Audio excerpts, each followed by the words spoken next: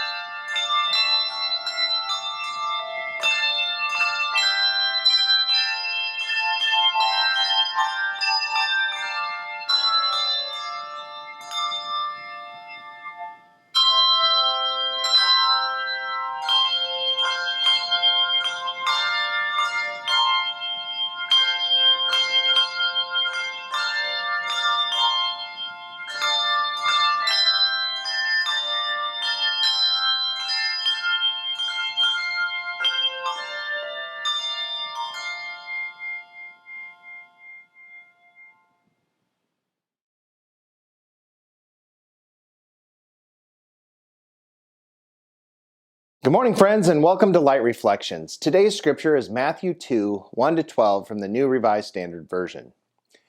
In the time of King Herod, after Jesus was born in Bethlehem of Judea, wise men from the east came to Jerusalem asking, "Where is the child who has been born King of the Jews? For we observed his star at its rising and have come to pay him homage."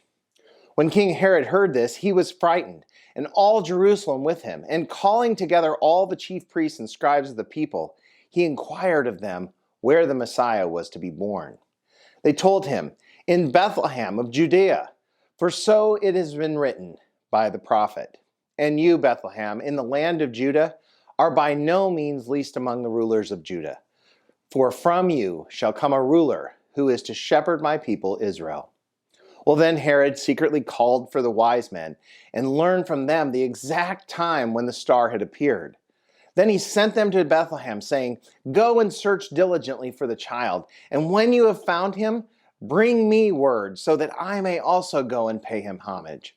And when they had heard the king, they set out, and there ahead of them went the star, that had been seen at its rising, until it stopped over the place where the child was.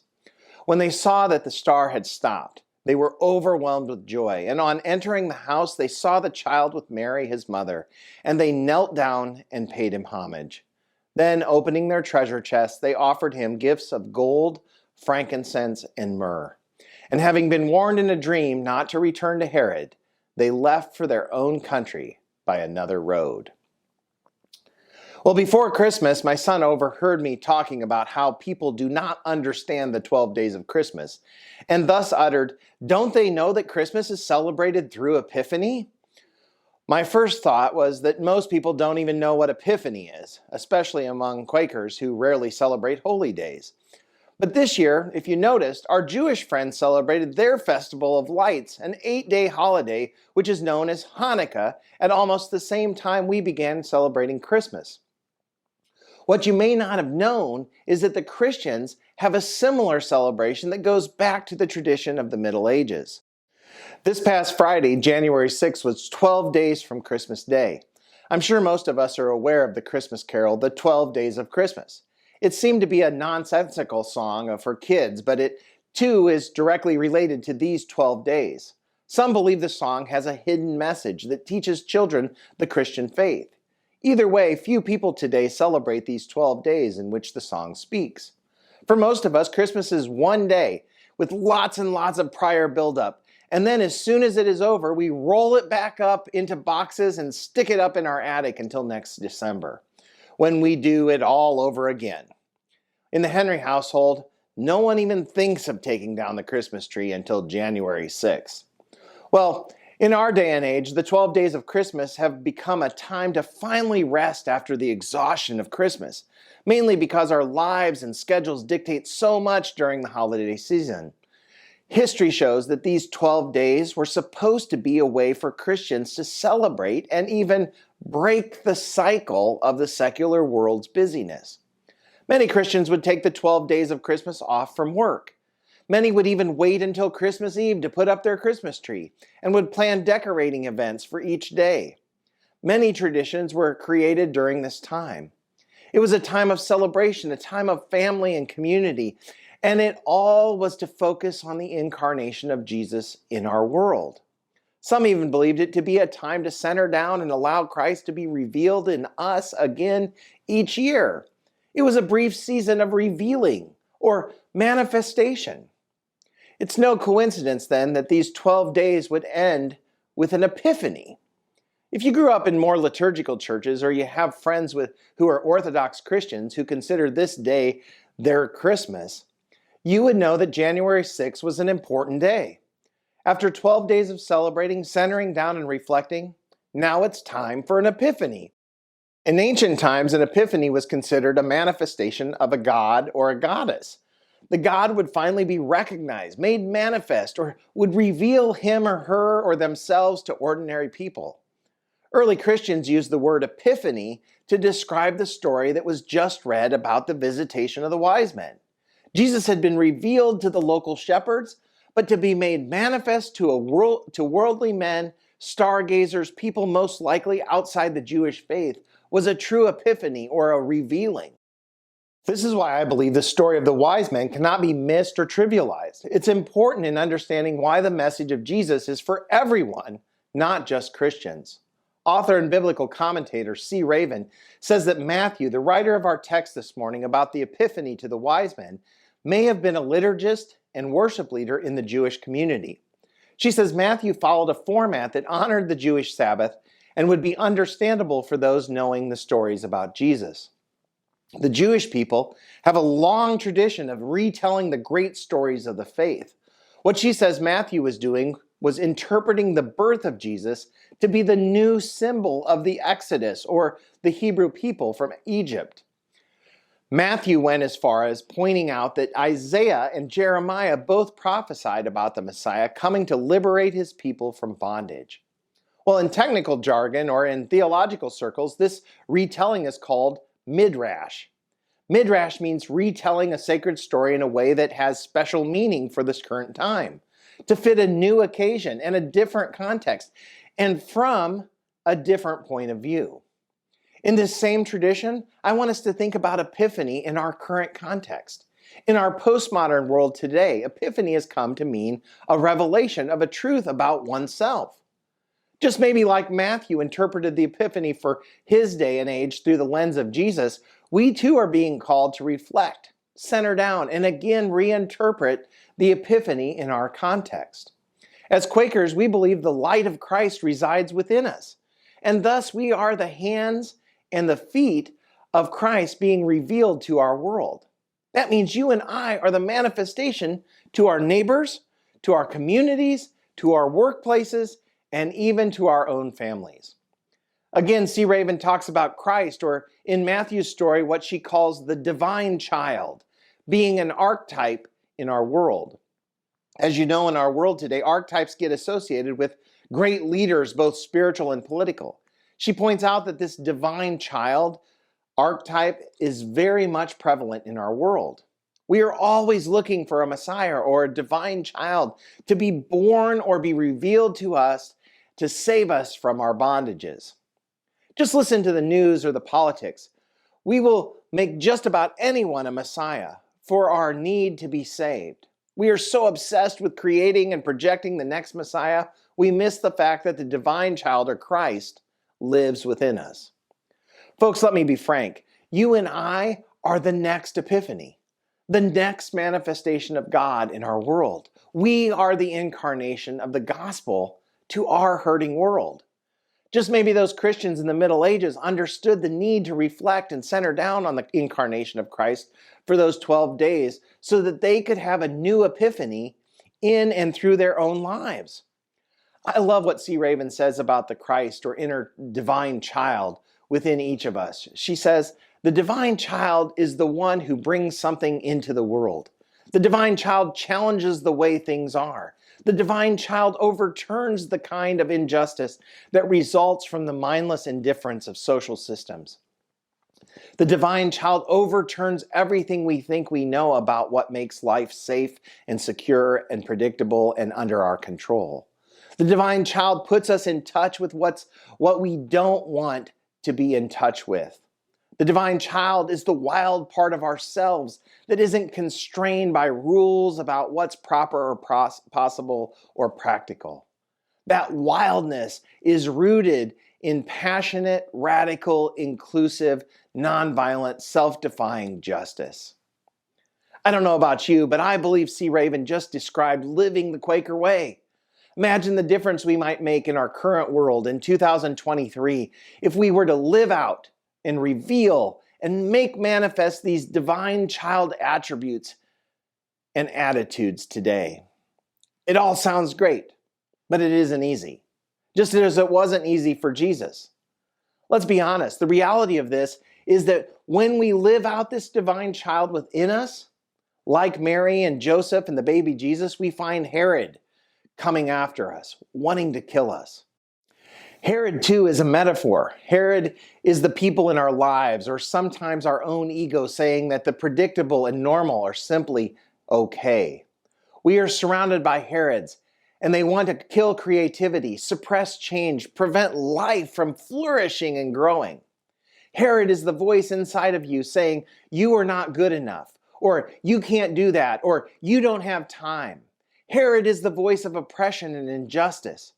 So it makes sense then, at this time of the year, we take a personal inventory of ourselves.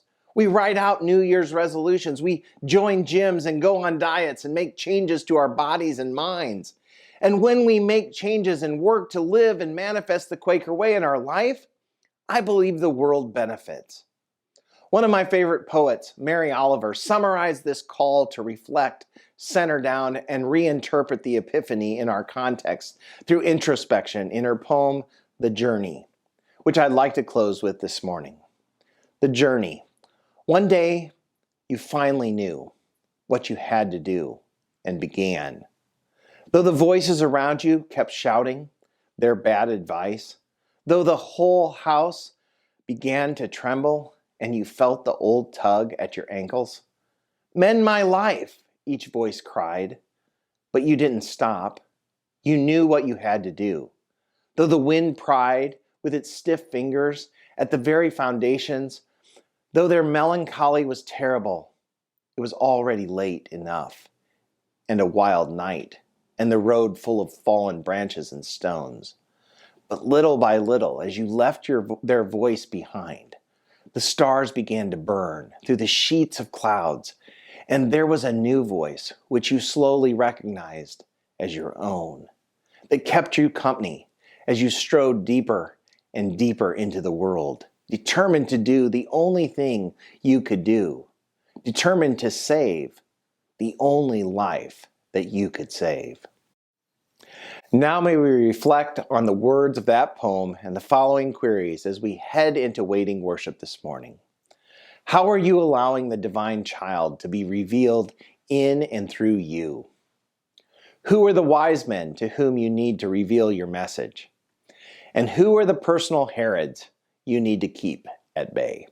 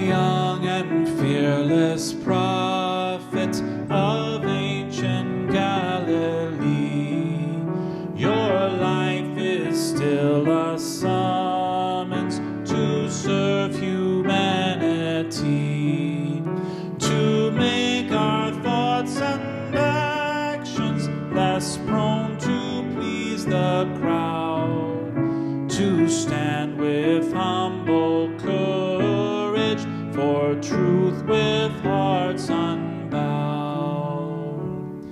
Create in us the splendor that dawns when hearts are kind, that knows not race nor station as boundaries of the mind, that learns to value beauty in heart or mind or soul, and longs to see God's children as sacred, perfect, whole. Stir up in us a protest against unneeded wealth, for some go starved and hungry who plead for work and health. Once more give us your challenge above our noisy day, and come to lead us forward along your holy way.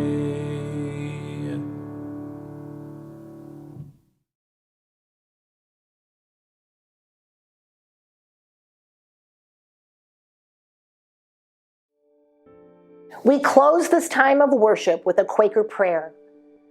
God, open our eyes and unstop our ears, that we may see your light and may hear your heartbeat, reflecting and resounding within our chests, in those of all our neighbors, near and far, in all creatures and plants, and in the ground we walk upon.